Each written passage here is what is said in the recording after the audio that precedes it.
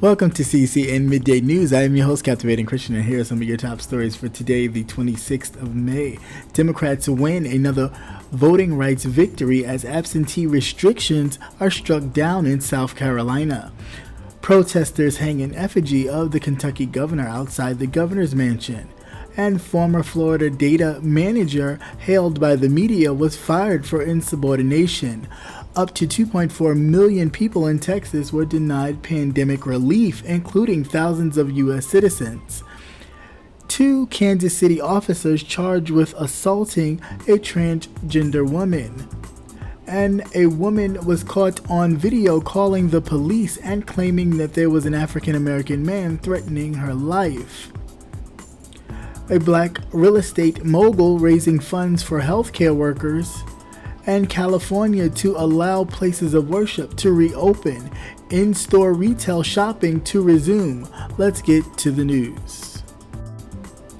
On Monday, voting rights attorney Mark Ellis reported that a federal court has blocked a restriction on absentee ballots for the upcoming South Carolina primary, ruling undoes a requirement that mail-in ballots be accompanied by a witness.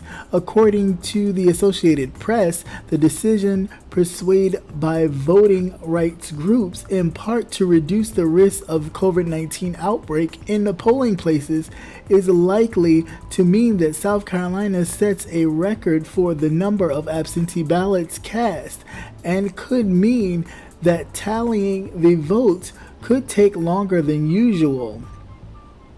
There are more than 2 weeks to go before the primaries, and the state had already mailed out 72,000 absentee ballots, which takes longer to process and count than in-person voting at the polls, according to figures from Friday's South Carolina Elections Commission. About 160,000 voters are requesting applications for absentee ballots for the June 9th primary election, officials are saying.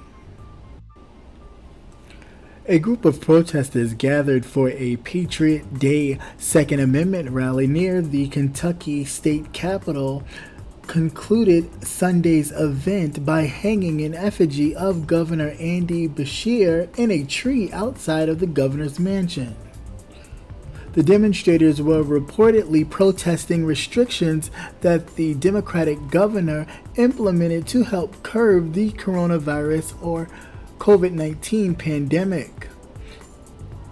One person says that it was eerie to me because as an African American these intergenerational trauma triggers. It's a lynching that popped into my mind, and I thought, what are we doing here? The effigy was hung by a man who appeared to be Kentucky 3%er, an anti-government pro-gun group, a Southern Poverty Law Center identified as part of the right-wing militia movement.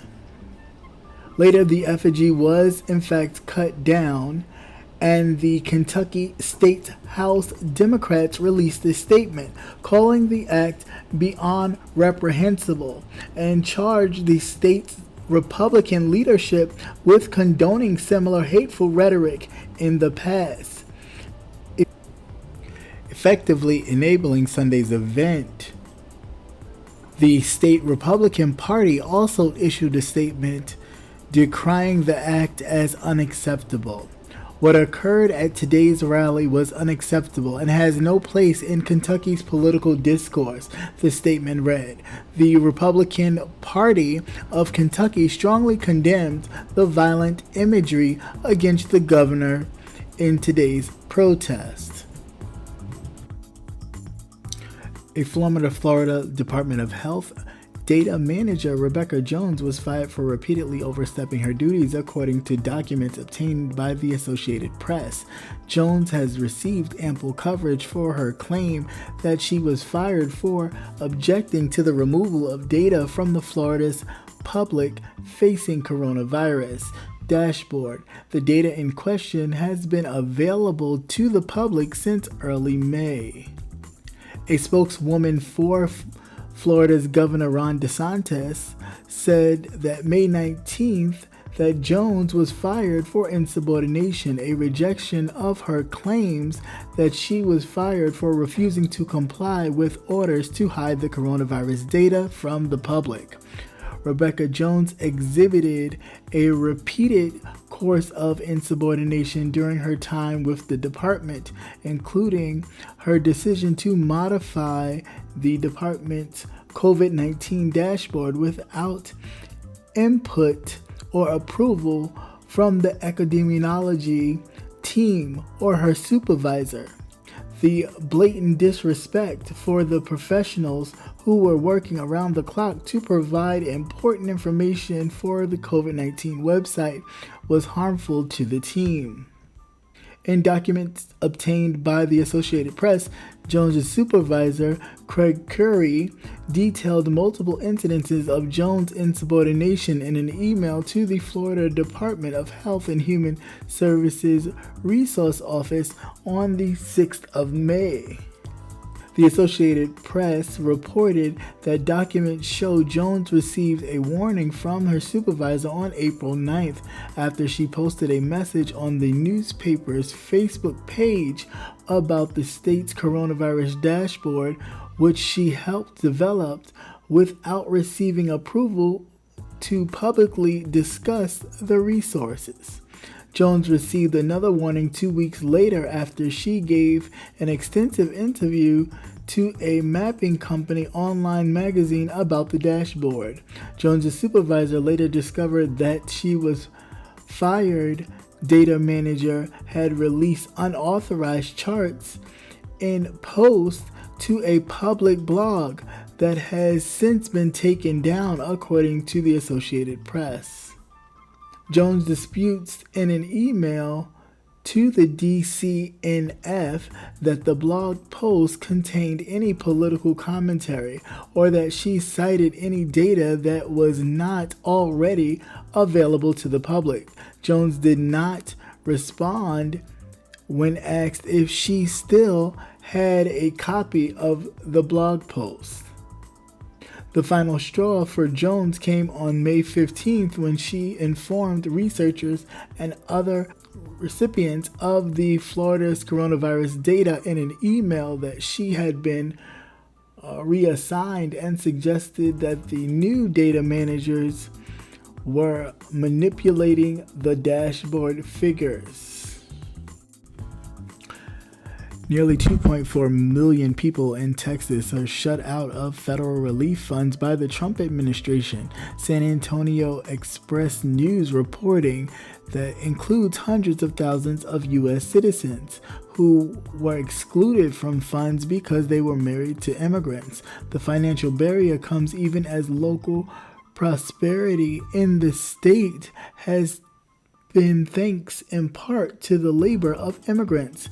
In Houston, immigrants are responsible for more than 26% of the area's GDP, according to a study by the New American Economy. Mexican Americans Legal Defense and Educational Fund have advocated groups with a regional office in Texas, has been among the groups that have sued the federal government over the denial of relief to mixed status families. Under the CARES Act, only taxpayers who have a Social Security number are eligible for relief, shutting out immigrants who filed returns using IRS-issued individual tax identification numbers, otherwise known as ITIN, as well as their U.S. citizen spouse if they filed joint returns.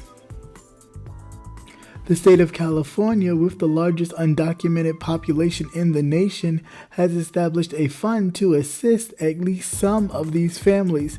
In fact, the demand is so high that phone lines for the nonprofit agency tasked with handling applications were overloaded for the first day of the program. But Texas, home to the second largest undocumented population, has yet to take such a step and likely won't due to the governor's own racist track record. 2 Kansas City police officers have been indicted on assault charges a year after they were caught on video using excessive force to arrest a transgender woman. Prosecutors say the officer, Matthew G. Brummett and Charles Pruitt, were each charged on Friday with fourth-degree assault, a misdemeanor, according to prosecutors. On May 24th, the officers were arresting Breonna Hill, age 30. They slammed her face against the concrete sidewalk and kneed her face, torso, and ribs, the indictment says. Ms. Hill, who was also known as Bria, had been involved in a dispute at a beauty supply store that led to the store owner calling 911 to request her removal, according to an affiliate that the Jackson County Prosecutor's Office described in a statement. The 2 police officers later said that Ms. Hill resisted arrest and was taken to the ground outside of the store, according to the affidavit. Ms. Hill, who was killed in an unrelated shooting in October, was issued a citation for trespassing, disorderly conduct, resisting arrest, and possession of drug paraphernalia, the prosecution office says. A woman was caught on video calling the police and claiming that there was an African American man threatening her life after a man reportedly told her to put her dog on a leash in a protected area of Central Park. Sergeant Mary Frances O'Donnell, a spokesperson for the Office of the Deputy Commissioner, Public Information at the New York City Police Department, told the Insider that the incident occurred around 8:10 a.m. on Monday. According to O'Donnell, police were called to the Central Park Rumble over a reported assault. When police arrived, they determined that the 2 individuals had engaged in a verbal dispute. No arrests were made and no summonsing was issued. The video of the incident was posted on Twitter on Monday by Melanie Cooper, a science fiction and horror screenwriter.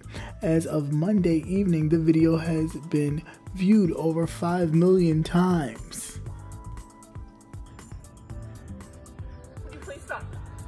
Sir, I'm asking you to stop. Please don't come close to me. Sir, I'm asking you to stop recording me. Please don't come close to me. Please take your phone off. Please don't come close to And me. I'm taking a picture and calling the cops. Please call the cops. Please call the cops. I'm going to tell them there's an African American man threatening my life. Please tell them whatever you like. Excuse me?